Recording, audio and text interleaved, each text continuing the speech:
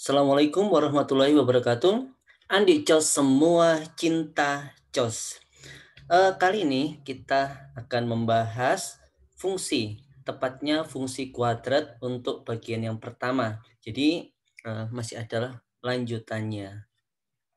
Langsung saja kita akan masuk ke materi.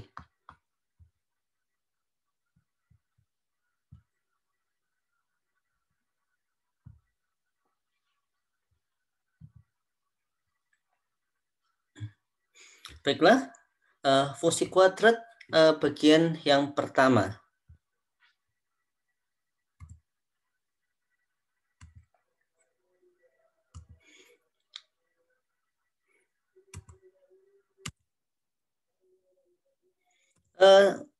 Pada bagian ini saya bagi menjadi 4 submateri, yaitu pengertian fungsi kuadrat, komponen grafik fungsi kuadrat, hubungan grafik fungsi kuadrat dengan sumbu X, dan menyelesaikan masalah kontekstual. Kita mulai bagian yang pertama tentang pengertian fungsi kuadrat. Fungsi kuadrat adalah suatu fungsi yang pangkat tertinggi dari variabelnya adalah pangkat 2. Adapun bentuk umum dari fungsi kuadrat ini adalah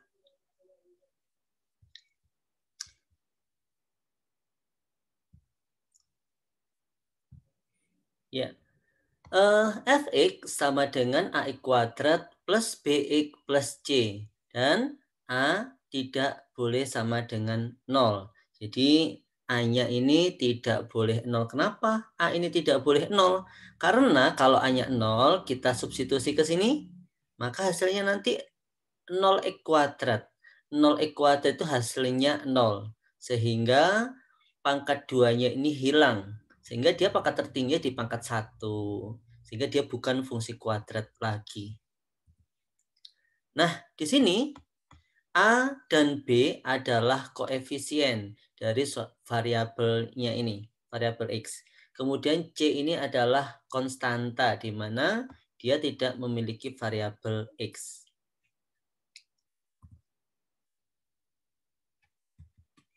Selanjutnya, dari pengertian fungsi kuadrat ini, kita masuk ke contoh yang pertama. Ya, tentukan koefisien dari variabel X pangkat 2 dari fungsi kuadrat fx sama dengan 4 min 3x kuadrat. Baik, kita akan mencari koefisien untuk X pangkat 2. Caranya,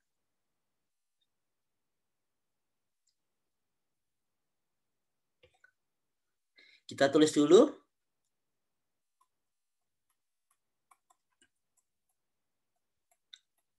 Kemudian ini kita uraikan dulu sehingga kita peroleh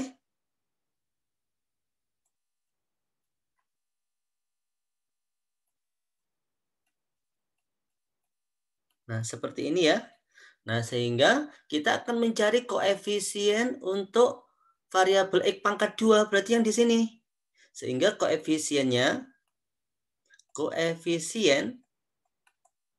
untuk variabel adalah 9. Selesai.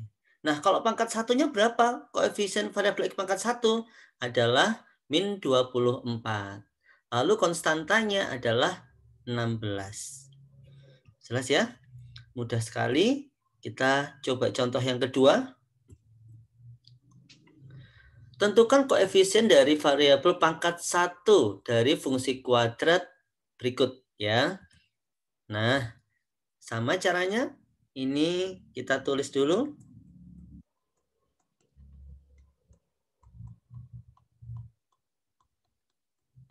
Lalu kita kalikan. Ini kita kalikan. Saya singkat cerita langsung saja ya.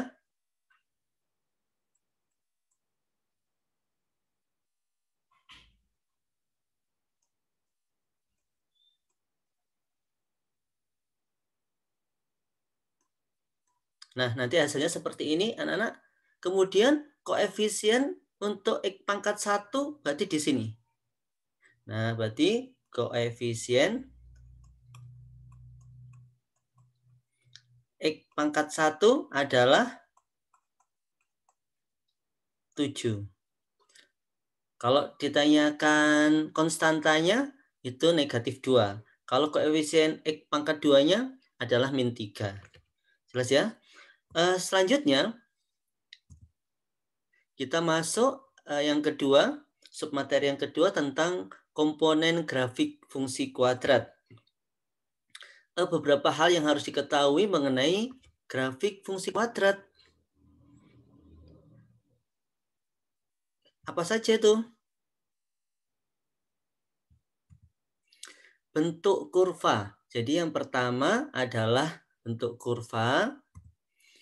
Kurva dari fungsi kuadrat itu berbentuk parabola. Pasti berbentuk parabola.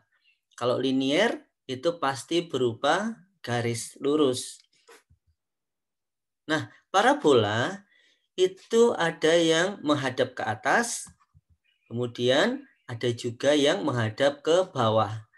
Untuk mengidentifikasi parabola itu apakah menghadap ke atas atau ke bawah, itu kita bisa melihatnya dengan A, dengan nilai A-nya. Jadi, kalau A-nya bernilai positif, maka dia menghadap ke atas. Tapi kalau A-nya bernilai negatif, maka parabolanya menghadap ke bawah. Jadi cukup mudah ya. Berikutnya tentang titik optimum. Titik optimum ini adalah rumusnya dirumuskan min B per 2A. Ini adalah nilai X-nya, B kuadrat min 4AC per min 4A. Ini adalah nilai Y-nya. Jadi kalau di gambar ini, kalian perhatikan gambar di A ini ya. Nah, titik optimumnya itu kalau menghadap ke atas itu yang di sebelah sini. Nah, yang bawah sini, paling bawah. Nah, kalau parabola ini menghadap ke bawah, maka titik optimumnya itu adalah yang paling atas di sini letaknya. Selanjutnya, titik optimum itu ada dua jenis, yaitu titik maksimum dan titik minimum. Nah, titik maksimum terjadi saat A-nya bernilai negatif. Kemudian titik minimum terjadi saat A-nya bernilai positif.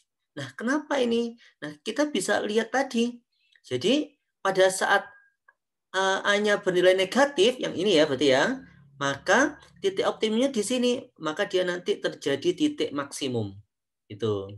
Nah, kalau A-nya bernilai positif, berarti yang ini kan ya, A-nya bernilai positif, maka parabolanya menghadap ke atas, maka optimumnya di sini. Ini adalah titik minimum. Nah, rumusnya untuk mencari itu sama, baik maksimum maupun minimum.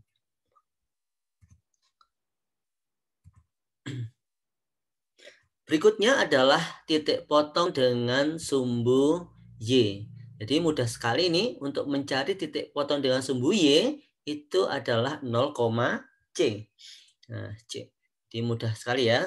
Kemudian titik potong dengan sumbu X itu kalau titik potong dengan sumbu X itu yang 0 itu Y-nya. Nah, ini 0, 0, P, 0, H, 0, lalu P sama H itu apa? P dan H itu adalah penyelesaian dari persamaan AX kuadrat plus BX plus C sama dengan 0. Jadi fungsi kuadratnya nanti Fx-nya tuh diganti 0. Kemudian diselesaikan, nanti hasilnya adalah P dan H. Nah, maka titik potongnya dengan sumbu X P, 0 dan H, 0. Tetapi kalian harus tahu bahwa ada kalanya parabola itu memotong sumbu X, ada kalanya hanya menyinggung saja, dan ada kalanya tidak memotong atau menyinggung. Jadi tidak memotong dan tidak menyinggung. Istilahnya saling lepas, nanti kita akan bahas. Kemudian berikutnya adalah sumbu simetri. Jadi parabola itu mempunyai sumbu simetri. Apakah sumbu simetri itu adalah garis yang membagi parabola menjadi dua bagian yang sama atau simetris. Ini kalau saya gambarkan ya.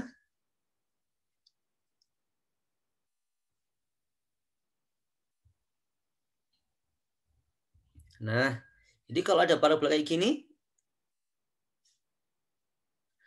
atau ada nanti yang seperti ini, maka sumbu simetrinya itu di tengah-tengah ini. Ini garis ini, maaf.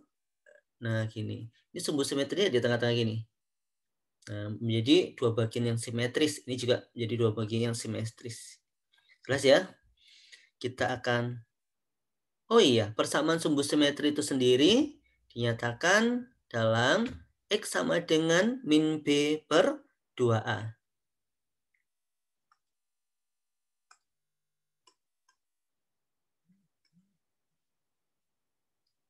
Nah, jelas ya.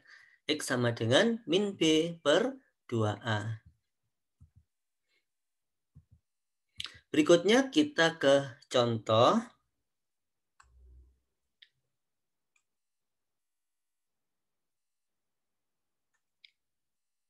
Ya, diketahui fungsi kuadrat fx sama dengan x kuadrat min 4x plus m mempunyai nilai minimum min 6. Tentukan nilai m dari fungsi kuadrat tersebut. Jadi, kita tulis dulu fungsi kuadratnya biar jelas ya. X kuadrat min 4x plus m. Nah, berarti di sini nanti A-nya adalah 1, B-nya min 4, C-nya adalah M. Nah, mempunyai nilai minimum, jadi nilai minimum itu rumus adalah nilai Y-nya. Nah, nilai minimum itu adalah titik minimum dan Y-nya dia ya. Nilai minimum sama dengan min 6. Tahu rumusnya? B kuadrat min 4AC per min 4A sama dengan min 6. Lalu kita substitusi ya, B kuadrat B-nya min 4, min 4 kuadrat min 4 kali A kali C per min 4 kali A sama dengan min 6. Lalu kita lanjutkan di sini 16 min 4M. Bawah ini kan min 4 ya, kali silang ke sana jadinya 24. Berarti min 4M sama dengan 8, maka diperoleh M-nya sama dengan min 2. Selesai. Nah, sudah jelas ya?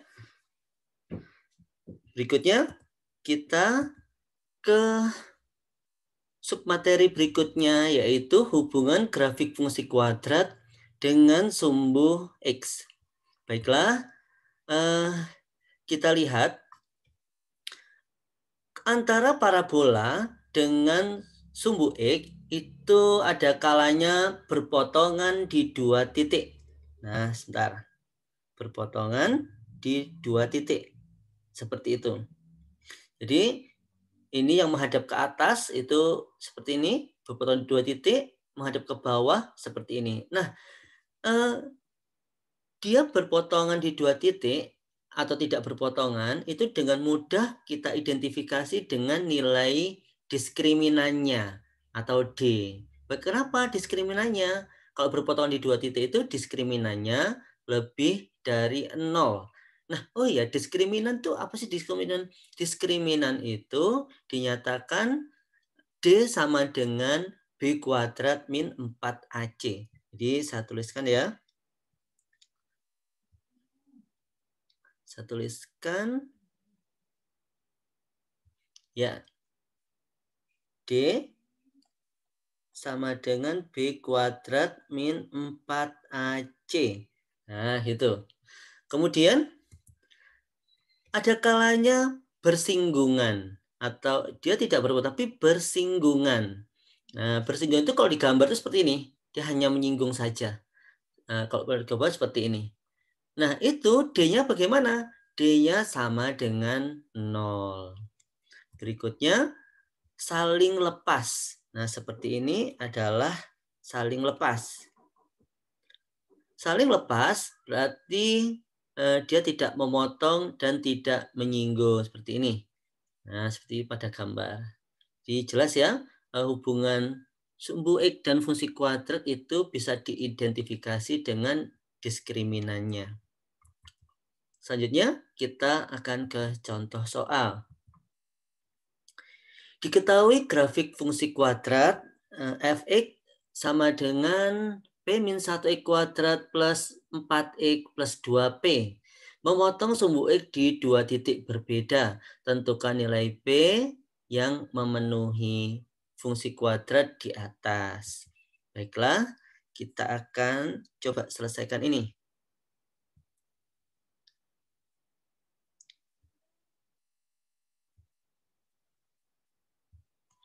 Ya, kita tulis dulu fungsi kuadratnya.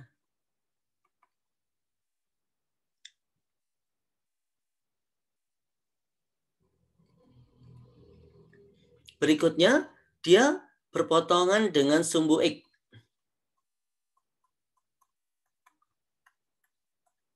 Nah, sumbu X. Maka kalau berpotongan, itu apa yang terjadi? Yang terjadi diskriminannya lebih dari 0. Kita tahu diskriminan itu rumusnya gimana? B kuadrat min 4AC. Lebih dari 0. Kemudian B-nya apa di sini? 4. Jadi saya lanjutkan di sini ya. 4 kuadrat min 4 kali A. A-nya adalah P-1 kali C. C-nya adalah 2P. Nah, sehingga dia nanti lebih dari 0. Sehingga 16 ini min 8P itu kalau dimasukkan ke sini jadinya min 8P kuadrat plus 8P. Lebih dari 0. Nah, ini kita bagi negatif 2. Hati-hati, dibagi negatif 2. Sehingga menjadi P kuadrat min P min. Dibagi negatif 8. Nah, ini ya. Min 2. Tandanya dibalik kalau dibagi dengan negatif. Nah, seperti ini. Lalu kita faktorkan ya, karena dia pertidaksamaan kuadrat. Nanti pakai garis bilangan ya, jangan lupa ya. Min 2 plus 1, sehingga P-nya di sini ketemu 2. P-nya ketemu min 1. Nah, kita buat garis bilangan, uji titik. Saya kira kalian sudah terbiasa dengan ini. Sudah bisa. Kita pilih yang negatif karena kurang dari 0. Sehingga, nah dari sini kita peroleh P-nya itu adalah yang memenuhi min 1 kurang dari P kurang dari 2. Nilai P yang memenuhi adalah ini. Nah, kita masuk ke berikutnya. Menyelesaikan masalah kontekstual. Untuk menyelesaikan masalah kontekstual ini tentunya yang berkaitan dengan fungsi kuadrat. Nah, bagaimana cara menyelesaikan masalah kontekstual yang berkaitan dengan fungsi kuadrat? Yang pertama, nyatakan masalah kontekstual ke bentuk fungsi kuadrat. Selanjutnya, selesaikan dengan konsep fungsi kuadrat. Nah, ini adalah contoh soalnya. Baik sebuah taman berbentuk persegi panjang dengan luas 14 meter persegi. Jika lebar taman kurang 5 meter dari panjangnya, tentukan ukuran lebar dari taman tersebut. Nah, jadi taman berbentuk persegi panjang, maka ini kita ilustrasikan. Nah, ada taman berbentuk persegi panjang ya. Nah, ini katakanlah panjang, kemudian lebarnya itu 5 meter kurang dari panjang. Berarti lebarnya itu sama dengan P dikurang 5. Kemudian dia memiliki luas adalah 14 meter persegi. Tentukan ukuran lebar dari taman tersebut. Baiklah. Ya. Pertama, kita buat fungsi luas. Jadi luas, nah itu sama dengan panjang kali lebar. Nah, luas itu kita nyatakan dalam bentuk P, sehingga nanti kita tulis LP sama dengan P kali L-nya diganti dengan P min 5. Nah, sehingga ini P kuadrat min 5P. Sekarang pertanyaannya, tentukan ukuran lebar. Oh ya, ini menjadi bentuk fungsi kuadrat. Jadi P kuadrat min 5P ini adalah bentuk fungsi kuadrat. Nah, kemudian diketahui luasnya adalah 14. Berarti 14 sama dengan P kuadrat min 5P. Hingga kita selesaikan ini. 5P min 14. Kita faktorkan. Min 7 plus 2. Sehingga P-nya sama dengan 7 atau P-nya sama dengan min 2. Oh ya, untuk min 2 ini tidak kita pakai. Kenapa? Karena panjang di sini menyatakan jarak panjang suatu taman. Sehingga nilainya harus positif. Nah, yang ditanyakan adalah lebarnya. Sehingga dari sini kita peroleh lebar sama dengan P min 5. Jadi sama dengan 7 dikurang 5 sama dengan 2. Jadi lebar taman yang dimaksud adalah 2 meter. Selesai. Baiklah, sampai di sini dulu pembahasan tentang fungsi kuadrat. Jangan lupa untuk mengikuti bahasan berikutnya. Assalamualaikum warahmatullahi wabarakatuh.